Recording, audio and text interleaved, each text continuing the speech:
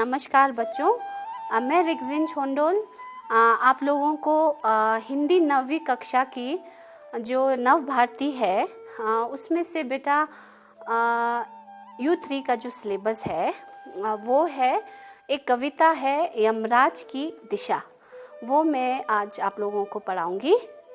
तो इसमें यमराज की दिशा जो है ये लिखी है श्री चंद्रकांत देवताले जी ने। और इसमें हम हमेशा क्या करते हैं, मैं आप लोगों को अगर एक सलाह दूं तो हमेशा पाठ शुरू होने से पहले आप लोग क्या करना कि उस चैप्टर का या उस पाठ का जो कठिन शब्दार्थ है वो आप पढ़कर एक नोटबुक में हो सके तो आप लिख लीजिए। अगर आपको कठिन शब्दार्थ जब समझ आ गया तो जब आप पाठ पढ़ेंगे तो तब आप लोगों को समझने में और भी आसानी होगी। तो हम कैसे करते हैं, जो कविता है उसको हम पहले जीवनी करनी होती है। उस पाठ के कवि हैं हो गए या लेखक हो गया, उनकी जीवनी हम करनी होती है। जीवनी में उस कवि के या लेखक के बारे में बताया जाता है, जिसमें उनका जन्म कहाँ हुआ था, उनके माता पिता या कब उन्होंने कौन से साल में शिक्षा कहाँ से की और उन्होंने क्या क्या रचनाएं की, वो आप लोगों को याद रखनी होती है। और अगर उस कवि को कुछ पुरस्कार मिले हैं तो वो पुरस्कार जो हैं कौन से हैं वो याद करना होता है। और उनकी मृत्यु जो है कब हुई थी वो हम जीवनी में करते हैं। उसके बाद पाठ में करना होता है जीवनी के बाद सार जो हुआ, समरी हुआ कि उस कविता का या उस कहानी का सार समरी जो है करना होता है। उसके बाद हम करते हैं बेटा सप्रसंग सहित व्याख्या बच्चों। तो सप्रसंग व्याख्या के बाद अभ्यास के जो प्रश्न उत्तर हैं वो करते हैं। और उसके बाद 9वीं कक्षा से कुछ वेरी शॉर्ट क्वेश्चन आंसर्स, वस्तुनिष्ठ प्रश्न उत्तर कहते हैं, वो भी उसी पाठ या जीवनी के आधार पर आता है। तो आप वस्तुनिष्ठ प्रश्न उत्तर भी आप लोगों को करना पड़ेगा। तो सबसे पहले मैं जो आज की जो कविता है वो है यमराज की दिशा। तो यमराज की दिशा के जो कवि हैं वो हैं श्री चंद्रकांत देवताले। तो उनकी जीवनी के बारे में मैं थोड़ा सा बताती हूँ। तो श्री चंद्रकांत देवताले का जन्म जो है वो 7 नवंबर 1936 यानी कि 1936 में गांव जौलखेड़ा और ज़िला बैतूल, ये मध्य प्रदेश में है। तो बच्चों यहाँ पर इनका जन्म हुआ और इन्होंने प्रारंभिक जो शिक्षा है वो जो है यहीं से की और उच्च शिक्षा हायर एजुकेशन जो कहेंगे वो उन्होंने इंदौर से किया। उसके बाद उन्होंने पीएचडी की हिंदी विषय में, हिंदी सब्जेक्ट में पीएचडी की जो उपाधि है वो सागर विश्वविद्यालय से, यानी सागर विश्वविद्यालय सागर से, वहाँ से उन्होंने पीएचडी की।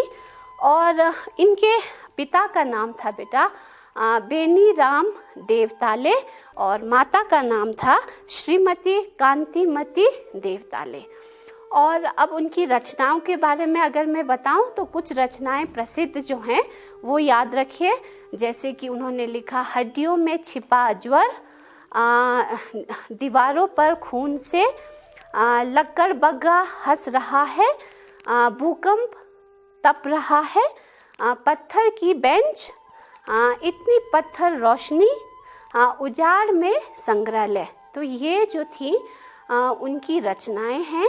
और इनकी रचनाओं का जो है अनुवाद हुआ, ट्रांसलेशन जो है हमारे बाकी जो भाषाएं हैं उनमें भी उनका ट्रांसलेशन अनुवाद हुआ और विदेशी भाषाओं में भी इनकी लेखन है, जो कविताएं हैं उनका अनुवाद किया गया है। और इनके लेखन में ज़्यादातर क्या होता है, चंद्रकांत देवताले जी का जो लेखन है या कविताएं हैं वो बहुत ही मार्मिक यानी कि इमोशनल वाले और सामयिक, सामयिक हुआ इस युग के समय के अनुसार लिखे जाने वाला लेखन, वो लिखते हैं ज़्यादातर। और उन्होंने ज़्यादातर जो है मानवीय संवेदनाओं से इनका हृदय जो है, दिल जो है भरा हुआ है। हमेशा इनके लेखन से सीधा संबंध गांवों में, कस्बों में या निम्न मध्य वर्गीय जो आम जाति हैं, आम जो गरीब लोग हैं, उनके बारे में वो ज़्यादा प्रेमपूर्ण भाव रखते हैं। तो उनके बारे में वो अपने लेखन में ज़्यादा जिक्र करते हैं, ज़्यादा उनके बारे में लिखते हैं। और उनकी पुरस्कार, उनको बहुत सारे पुरस्कारों से सम्मानित किया गया, जैसे कि माखनलाल चतुर्वेदी पुरस्कार से सम्मानित किया गया, और मध्य प्रदेश का शासन का शिखर सम्मान जो है उनको सम्मानित किया गया। और इसके अलावा जो हैं वो बहुत ही निडर तरह के और जो भी बात कहना चाहते हैं वो सरस यानी कि मधुर इसमें, और सरलता से, आसानी से जो कहना चाहते हैं वो सीधे मुंह पे, सीधे लेखन में वो कभी नहीं डरते हैं। हर अगर कुछ वो होते हैं अगर सोसाइटी में, तो उन पर व्यंग्य करने पर वो बिल्कुल भी निडर रहते हैं, कभी नहीं डरते हैं। वो अपने लेखन द्वारा उसको लिखते हैं, और उनका जो ज़्यादातर जो है भावपूर्ण होते हैं। भावपूर्ण मीन्स बहुत ही मीनिंगफुल वाला जो कविताएं हैं वो लिखते हैं। और अगर उनकी मृत्यु की बात करें तो उनकी मृत्यु हुई थी 14 अगस्त 2017 में उनकी मृत्यु, ऐसा माना जाता है। तो ये थी बेटा इनकी जीवनी। तो अब बच्चों इस पाठ का या इस कविता का मैं सार बताती हूँ। सार जो है इस तरह से है कि इस कविता में कवि ने आज के युग की ओर संकेत किया है और ये बताने की कोशिश की है कि आज के जो मनुष्य, आज के दौर का जो मनुष्य है वो बिल्कुल भी सुरक्षित नहीं है। चारों तरफ से आज के जो दौर के जो लोग हैं वो चारों तरफ से संकटों से घिरे हुए रहते हैं। और जो है आजकल क्या है, पहले के दौर में और अभी के दौर में बहुत परिवर्तन आ गया है। पहले के जो लोग हुआ करते थे वो बहुत ही सरल स्वभाव के, बहुत ही मासूम होते थे। उनकी ज़रूरतें बहुत कम होती थी। वो अपने ईश्वर की भक्ति में ही लीन रहते थे। भगवान की आस्था में इतने विश्वास रखते थे कि छोटी छोटी कठिनाइयों को या जीवन जीने की जो शक्ति है वो सोचते थे कि भगवान ही हमें रास्ता दिखाएंगे। भगवान में इतना विश्वास रखते थे। और उस समय जो लोग हैं, जो बच्चे हैं, वो भी अपने माता पिता को के कहे हुए बातों पर इतना विश्वास करते थे। अगर माँ कहती थी, जैसे कि इस कविता में यमराज की दिशा, इसमें कवि को उनकी माँ ने ये कहा था कि बेटा यमराज की दिशा यानी कि दक्षिण की ओर यमराज, यानी यमराज किसे कहा जाता है, मृत्यु की देवता को कहा जाता है।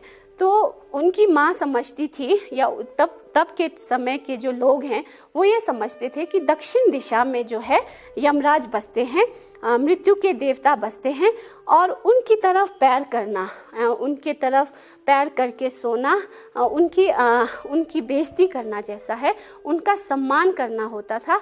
उनसे डर सा लगा रहता था और वो सोचते थे कि दक्षिण की दिशा में अगर हम पैर करके सोएंगे तो यमराज वहाँ बसते हैं और असामयिक मृत्यु हो सकती थी। तो उनकी माता ने जैसे कहा, उस समय जो है बच्चे माता पिता की बात को इतने मन से, गहरे मन से गांठ बांध लेते थे, एक बार सचेत हो जाते थे कि माँ बाप ने जो बोला वो पत्थर की लकीर बन जाती थी और विश्वास करने लग जाते थे। परंतु आज के दौर के जो बच्चे हैं, आजकल के जो लोग हैं, वो बहुत ही प्रैक्टिकल, उतना भगवान में आस्था नहीं रखते हैं। आजकल तो कवि कह रहे हैं कि हर जगह ही दक्षिण दिशा है, यानी कि हर जगह ही साम्राज्यवाद एक दूसरे को जो है सीढ़ी बनाकर चढ़कर शोषक जो है, शोषितों का, शोषक वर्ग का, जो कमज़ोर वर्ग हैं, जो गरीब हैं, जो कमज़ोर, उनको शोषण करते हैं और उनको शोषण करते हुए अपना फ़ायदा उठाते हुए हर तरफ ही महल अट्टालिकाएं बनाकर, यानी कि ऐसा लगता है कि यमराज की जो महल है वो सिर्फ दक्षिण दिशा में नहीं, आजकल के जो ज़माने में हर तरफ ही दक्षिण दिशा बन गई है, हर तरफ ही यमराज बसते हैं। आजकल की दुनिया ही हिंसा और नफ़रत और मृत्यु के जो चिन्ह हैं वो हर तरफ फैला हुआ है। मानवता के जो मूल्य हैं, जिससे मानवता, ह्यूमैनिटी, वो सब भूल गए हैं। बस अपनी तरक्की जो है, आधुनिकता मीन्स मॉडर्नाइजेशन, आधुनिकता के उस पर चढ़ते जा रहे हैं, बढ़ते जा रहे हैं, जीवन मूल्यों को भूलते जा रहे हैं, जीवन शक्ति को बिल्कुल ख़त्म कर दिया है। तो इस साल में उन्होंने ये बताया है, और उन्होंने ये भी बताया है कि मौत के चिन्ह जो है हर जगह फैले हुए हैं और हर जगह ही यमराज बसे हुए हैं। तो ये है बेटा इस कविता का सार। अब हम कठिन शब्दार्थ करते हुए प्रसंग सहित इनकी व्याख्या करेंगे। तो इस कविता में जो कठिन शब्दार्थ आएंगे उनका मैं पहले आपको शब्दार्थ जो है बता देती हूँ।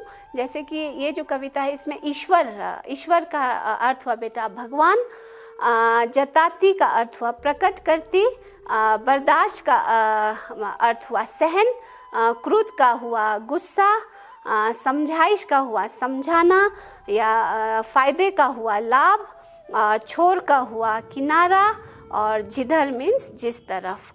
तो ये थे कठिन शब्दार्थ जो इसमें आएंगे। ये जो कविता है बहुत ही सरल है, हमारी आम भाषा में लिखी हुई कविता है। आशा है आप लोगों को बहुत अच्छी लगेगी, इसमें कुछ मुश्किल नहीं है। तो मैं अब एक एक करके इनकी पंक्तियों को समझते हुए इनकी अर्थ बताती हूँ, व्याख्या बताती हूँ। उससे पहले हम अगर प्रसंग करेंगे तो थोड़ा सा आइडिया प्रसंग का मैंने पहले भी आप लोगों को बताया हुआ है। प्रसंग में हम क्या करते हैं, जो कविता जहाँ से, कौन से किताब से लिया गया है, कौन से पाठ से लिया गया है, इसके कवि कौन है, और उस कविता में मेन जो है भाव यानी क्या बताया गया है वो प्रसंग में लिखते हैं। तो जैसे कि अगर हम यमराज की दिशा कविता का प्रसंग अगर मैं कहूँ तो हम लिखेंगे, प्रस्तुत पंक्तियाँ जो हैं हमारी पाठ्य पुस्तक नव भारती 9वीं कक्षा की यमराज की दिशा कविता से संकलित की है। इसके कवि जो हैं श्री चंद्रकांत देवताले जी हैं। इस कविता में उन्होंने यमराज की दिशा यानी कि दक्षिण दिशा में जो है मौत के यानी मृत्यु के जो देवता हैं वो बसते हैं। उनकी माँ ने उनको समझाया था कि दक्षिण की ओर पैर करके नहीं सोना है, उस पर ज़्यादातर व्यंग्य किया है, बताया गया है। तो अब एक एक पंक्तियों को मैं पढ़ती हूँ। तो पहली पंक्तियाँ हैं, माँ की ईश्वर से मुलाकात हुई या नहीं कहना मुश्किल है, पर वह जताती थी जैसे ईश्वर से उसकी बातचीत होती रहती है और उससे प्राप्त सलाहों के अनुसार जिंदगी जीने और दुख बर्दाश्त करने के रास्ते खोज लेती है। तो यहाँ पर बहुत ही आसान है, आपको समझ में भी आ रहा होगा। तो यहाँ पर कवि कह रहे हैं कि ये मेरा कहना जो है ये बहुत मुश्किल है, मैं पक्का नहीं कह सकता, मैंने अपनी आँखों से तो नहीं देखा कि सच में मेरी माँ की जो है ईश्वर से, भगवान से मुलाकात होती थी कि नहीं, सच में मेरे माँ जो है भगवान से मिलती थी कि नहीं, उस पर तो मैं नहीं कह सकता। पर इतना ज़रूर मेरी माँ जताती थी, इतना ज़रूर माँ को देखने से ये प्रकट होता था, ये लगता था कि ज़रूर ही माँ का ईश्वर से बहुत बड़ा रिश्ता है। इतना अंदर मतलब विश्वास करती थी, इतनी आस्था से ईश्वर को मानती थी कि वो सोचते थे कि वो सारे जो जीवन जीने के जो तरीके हैं वो जो है सलाह जो है वो भगवान उनको देते थे, और दुख के समय में या ज़िंदगी जीने के लिए जो ऊर्जा चाहिए होती है जो एनर्जी चाहिए होती है, जो शक्ति चाहिए, वो उनको भगवान से मिलता था। यानी भगवान जो है सलाह देते थे, रास्ता दिखाते थे। माँ का भगवान पर इतना आस्था, इतना विश्वास था कि वो सोचते थे कि भगवान ही मेरा सारी कठिनाई, सारे जो संकट मेरे जीवन में आएंगे वो भगवान मेरे को रास्ता दिखाएंगे, भगवान ही सुलझा देंगे। इतनी आस्था रखते थे। और उसके बाद है बेटा दूसरा जो है बच्चों, माँ ने एक बार मुझसे कहा था, दक्षिण की तरफ पैर करके मत सोना, वह मृत्यु की दिशा है, और यमराज को क्रुद्ध करना बुद्धिमानी की बात नहीं। तब मैं छोटा था और मैंने यमराज के घर का पता पूछा था। उसे बताया था, तुम जहाँ भी हो वहाँ से हमेशा दक्षिण में। तो यहाँ प्रस्तुत पंक्तियों में ये कहा जा रहा है कि हाँ, कवि जो है पुरानी बातों को याद करते हुए कह रहे हैं, हाँ, माँ ने मुझे एक बार समझाया था, मुझे ये बताया था, ये मुझे सुझाव दिया था कि बेटा कभी भी दक्षिण की तरफ, दक्षिण दिशा, डायरेक्शन जो है उस तरफ पैर करके कभी भी मत सोना। कि वह क्या सोचती थी, क्यों दक्षिण की तरफ पैर करके नहीं सोना? क्योंकि दक्षिण की तरफ जो है मृत्यु की दिशा है, मृत्यु हो सकती है। क्यों मृत्यु हो सकती है? क्योंकि उनका मानना था कि दक्षिण की तरफ अगर हमने पैर किया तो वहाँ तो यमराज बसते हैं, मृत्यु के देवता हैं, और उनको अगर गुस्सा आया, अगर उनको क्रोधित किया तो वो असामयिक हमारी मृत्यु हो सकती है। तो उनसे पंगा लेना तो ठीक नहीं है।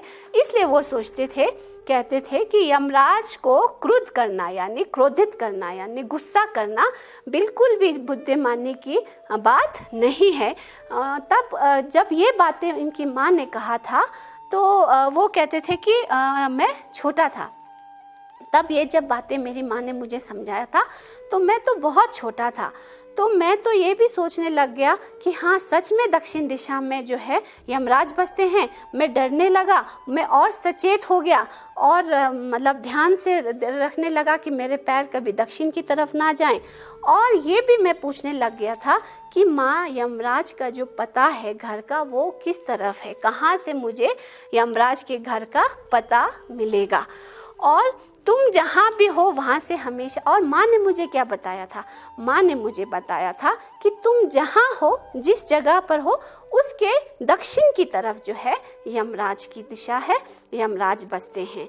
तो उन्होंने ये कहा था। उसके बाद है दक्षिण दिशा में पैर करके मैं कभी नहीं सोया, और इससे इतना फ़ायदा ज़रूर हुआ, दक्षिण दिशा पहचानने में मुझे कभी मुश्किल का सामना नहीं करना पड़ा।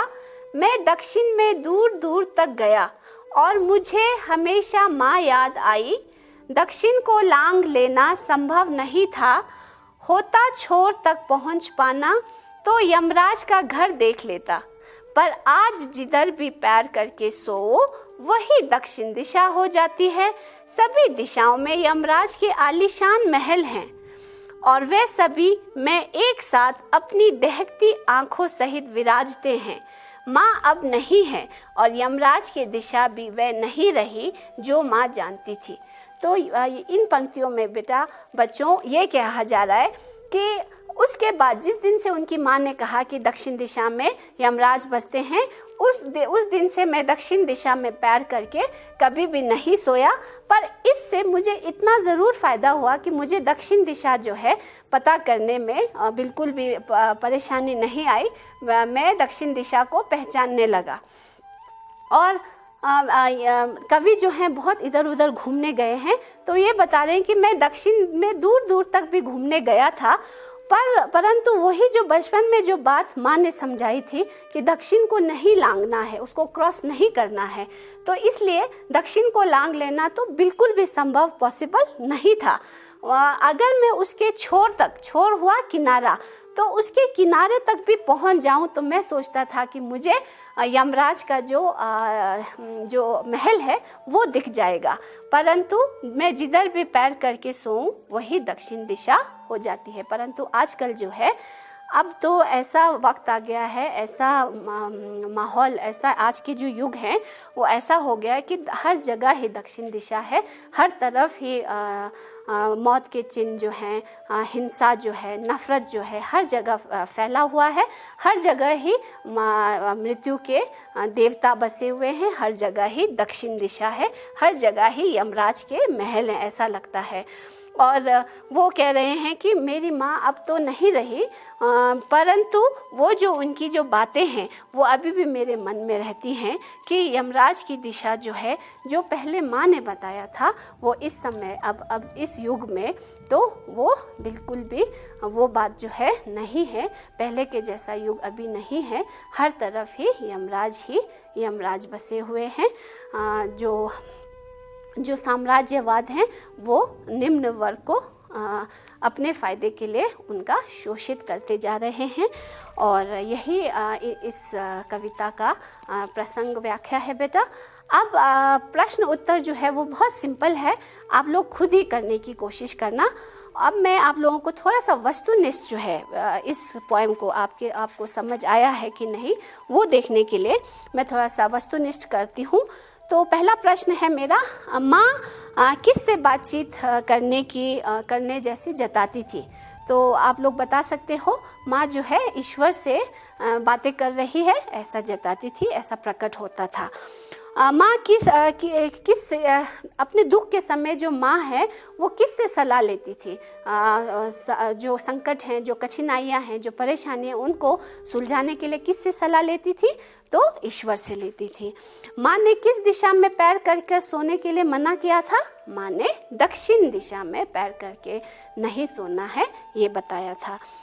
दक्षिण दिशा किसकी है? दक्षिण दिशा यमराज की दिशा है, यानी मृत्यु की देवता की दिशा है। सभी दिशाओं में अब तो किसके आलीशान महल हैं इस युग में? तो सभी दिशाओं में अभी जो है यमराज की दिशाएं हर तरफ हैं, यमराज की महल हर तरफ बने हुए हैं। आज जिधर भी पाँव करके सो उधर कौन सी दिशा है? हर तरफ ही दक्षिण दिशा है। संसार में चारों ओर क्या व्याप्त है? संसार में चारों ओर नफरत, हिंसा व्याप्त है, फैला हुआ है। तो ये था बेटा यमराज की दिशा। मैं आशा करती हूँ आप लोगों को समझ आया होगा। अगर समझ नहीं आया तो इस नंबर पर, जो मेरा व्हाट्सएप नंबर है, प्लीज़ पूछिए और फ़ोन कीजिए, मैसेज कीजिए। थैंक यू, धन्यवाद।